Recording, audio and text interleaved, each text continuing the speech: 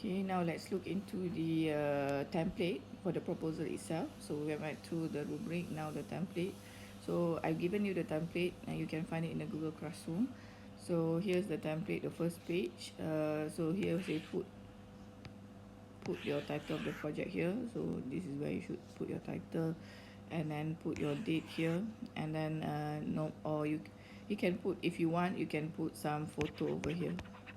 So this maybe can be put a little bit up, some photo to just make the proposal interesting, to clearly explain what is your project about, just like illustration. Okay, so in the proposal template, first you have introduction or rationales.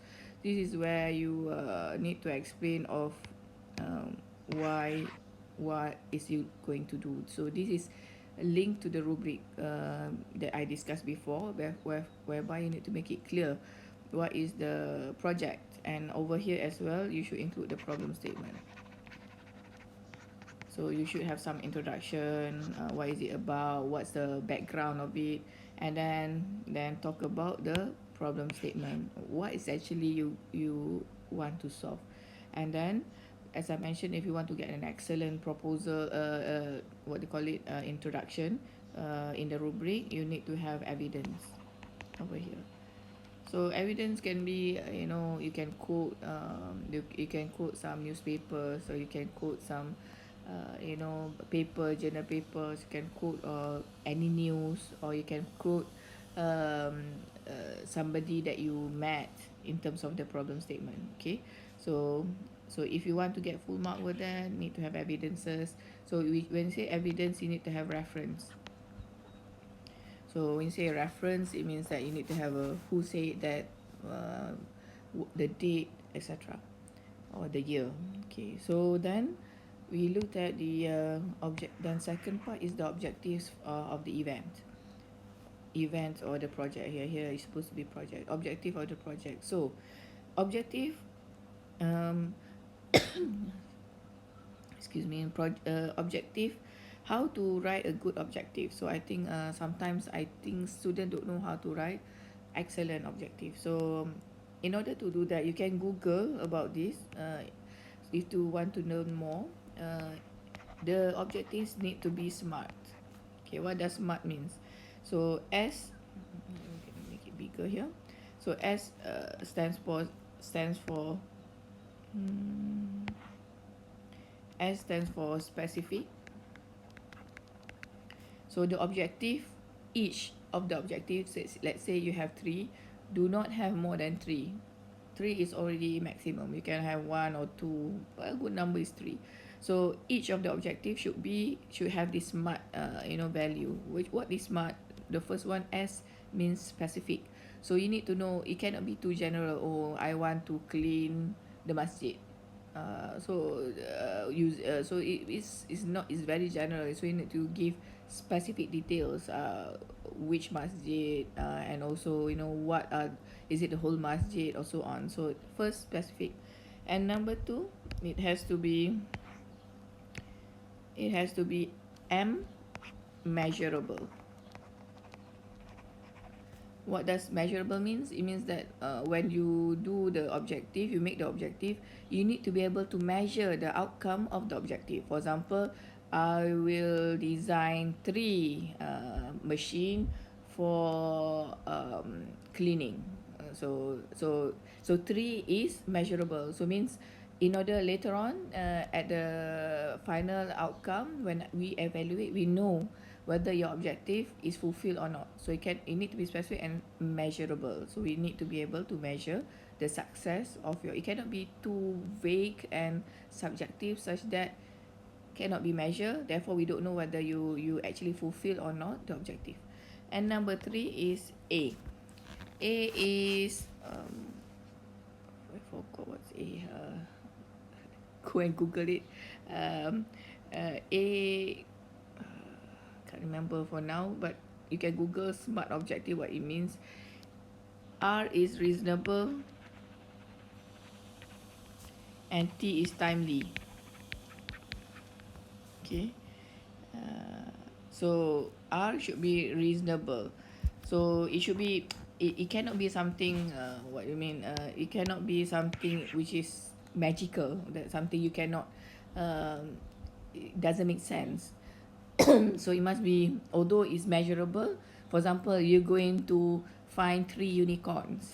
For example, unicorn is not reasonable.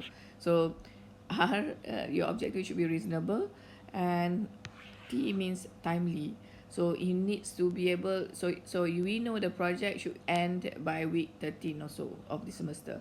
So your objective, whatever you aim for to do for the project, make sure it's you know you will finish within the semester.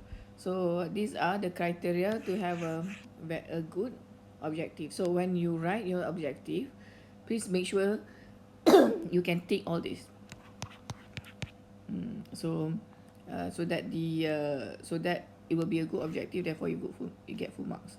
Objective is very important for any project, finding a project, or any kind of project. Objective is very important, so you can follow this this what you call it, this tips how to write good objective. And number 3, in the template you need to write the detail of the project. So now in this section is where you can elaborate a lot. You propose the method flow of the project, right? And so you what do you call it, here you propose the method flow of the project. Not only that, not only the method flow of the project, you can also, and here is also where you put the timely here. So in here you should have a Gantt chart. So you need to have a Gantt chart of that. So you need to know Gantt chart, flow chart. Flow chart is for the methodology. And then for example, in the details of the project here as well, this is where you what do you call it, this is where you identify who's do what, because you have 4 maximum, right, in your group. And then in this detail of the project you will say, oh, Ahmad is doing this, Ali will do this. So that shows that it's very clear, everybody knows their role. And sometimes maybe one thing 3 people will do it at one thing, so that need to be clearly mentioned. So maybe here you also say who's the secretary. So then you as the leader, who's the leader, this is where you spell out. Okay, so here also where you can detail when you explain about the methodology or the method that you're going to do, is very important here, because this is when I will check whether you actually know what you're going to do or not. So therefore you need some time to make sure you roughly know. You need to discuss with your friends, and if it involves a third party, whether it's the mahalla or the masjid, or the community, discuss with them whether they sort of agree. Maybe you don't know 100%, but they sort of agree that that is the method that you will do for your project.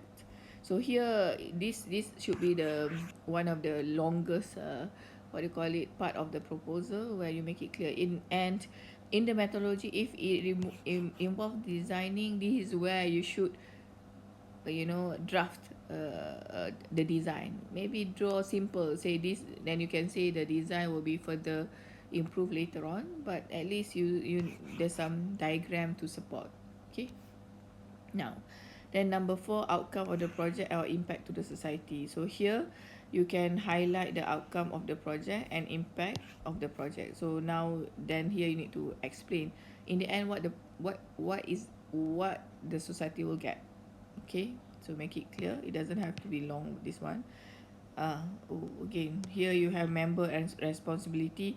Here, if you maybe last time I was saying, maybe you include over there. Here you can also, if you didn't include in here details of project, you can include, maybe you should include over here members and responsibility, who is the project manager, who's the secretary, and so on.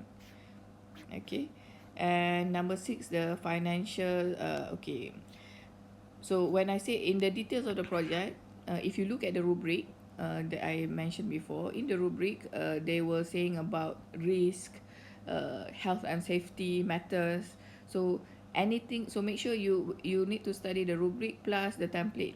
If in the template it doesn't say anything about health and safety or risk, you need to look in the rubric. If there's the keyword is there in the rubric, you need to ensure that you included it in the proposal. Which where you should put it in, you can put it in the details of the project. Okay, so you can write down what put a subsection under the under 3 is risk or safety and health issues if there's any. Okay, so it shows that you're actually thinking and planning properly for your project. So then final implication. So final implication final sorry financial implication. So financial implication is where the costing are. So you can follow this table over there, whatever your items, your budget, and source of financial. Where so this is not a good example of here. Source of financial here, instead of like writing like this, you should write for example you going to maybe donation from masjid,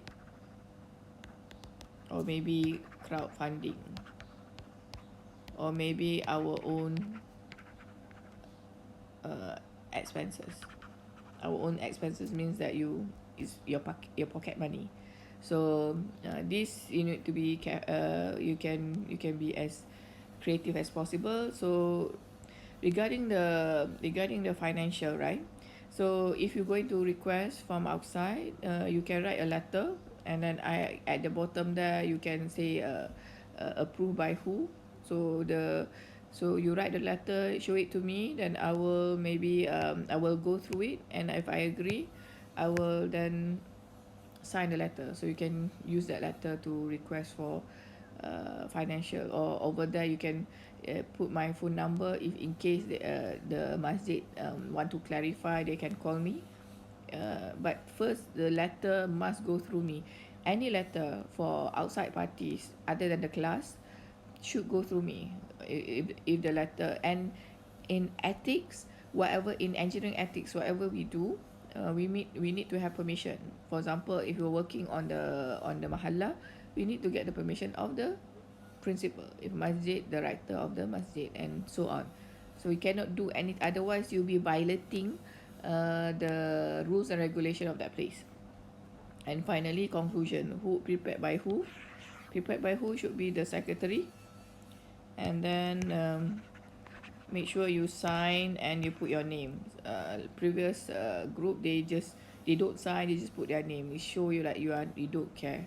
So then approved by, it should be approved by your leader. Name, signature, it means the leader of the group. So I know that the leader have read this carefully, and if there's anything wrong with the proposal, so it means the leader is also at fault, because he already read and he already signed. Okay, so basically that's the how to write a good proposal. If you have any question, you can ask me in the class.